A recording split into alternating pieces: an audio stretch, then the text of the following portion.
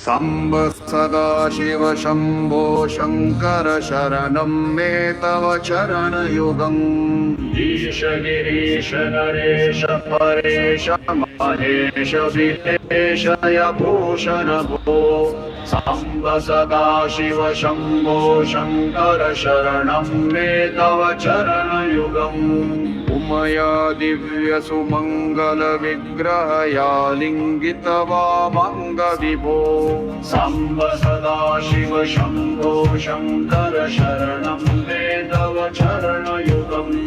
दूरीकुरु मामद्यमनाथं दूरीकुरु मे दूरितं भो। साम्ब सदा शिव शम्भो शङ्कर शरणं मे तव चरणयुगम्।